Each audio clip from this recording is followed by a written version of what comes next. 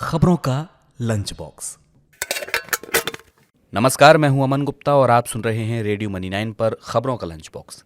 अदानी के चक्कर में एलआईसी को हुआ कितना नुकसान, बैंकों पर क्यों बढ़ रहा है बैड लोन का खतरा और नेशनल पेंशन स्कीम के नियमों में क्या हुआ नया बदलाव, बताएंगे।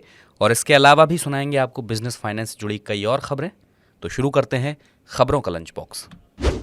हिंडनबर्ग की रिपोर्ट के बाद अंबुजा सीमेंट्स और एसीसी को छोड़कर अदानी समूह में एलआईसी की निवेश वैल्यू रह गई है करीब 26,862 करोड़ रुपए। शुरुआती निवेश से ये है 11% कम। अदानी समूह की 10 कंपनियों में से 7 में एलआईसी ने किया था 30,127 करोड़ का निवेश। रिपोर्ट के बाद अदानी समूह के शेयरों का कंबाइंड मार्केट कैप भी आ गया है 9,800 करोड़ डॉलर के नीचे। निवेशकों के अब तक 11 लाख करोड़ रुपए से ज्यादा डूबे। महंगाई को मात देने लगी हैं सरकारी बैंकों की एफडी पर मिलने वाली ब्याज दरें। कई बैंक आम नागरिकों को दे रहे हैं 8% तक का ब्याज। वरिष्ठ नागरिकों को मिलता है एफडी पर और भी ज्यादा ब्याज। 200 से 800 दिन की एफडी पर बैंक दे रहे हैं सबसे ज्यादा ब्याज। पंजाब एंड सिंध बैंक की 221 दिन की एफडी पर मिल रहा है 8% का ब्याज। सेंट्रल बैंक की 444 दिन की एफडी पर मिल रहा है 7.35% का ब्याज। जो लोग जोखिम नहीं लेना चाहते उनके लिए एफडी में निवेश रहेगा अच्छा विकल्प। विदेश मंत्री एस जयशंकर ने व्यापारिक असंतुलन को बताया गंभीर चुनौती। चीन से व्यापार असंतुलन के लिए भारतीय कंपनियों को भी बताया जिम्मेदार।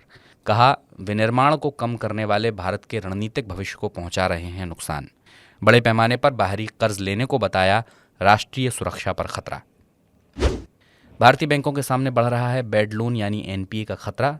एसोचैम क्रिसिल की रिपोर्ट के मुताबिक मार्च 2024 तक एमएसएमई सेगमेंट में 11% तक बढ़ सकता है gross NPA.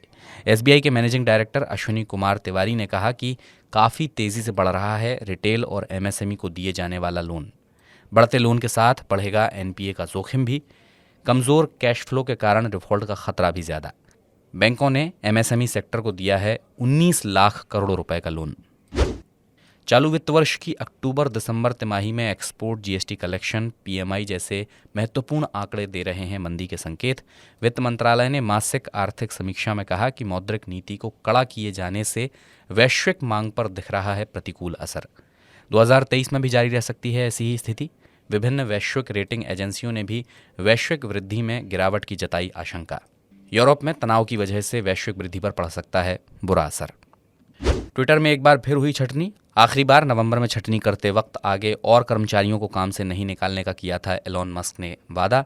Media website the verge के मुताबिक नवंबर से अब तक 3 बार की जा चुकी है ट्विटर में छटनी। सेल्स और इंजीनियरिंग डिपार्टमेंट से दर्जनों कर्मचारियों को काम से निकाल चुके हैं मस्क। हफ्ते भर में ट्विटर पर दिखने वाले एडवर्टाइजमेंट को बेहतर बनाने के लिए उठाया है ये कदम। पिछले साल की तुलना में इस साल वेतन के बढ़ने में आ सकती है मामूली गिरावट।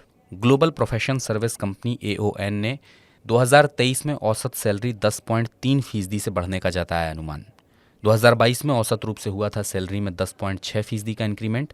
इस साल टेक्नोलॉजी सेक्टर में सबसे ज्यादा औसतन 10.8% वेतन वृद्धि होने का है अनुमान, जबकि रिटेल सेक्टर में 9.7% से बढ़ेगी सैलरी।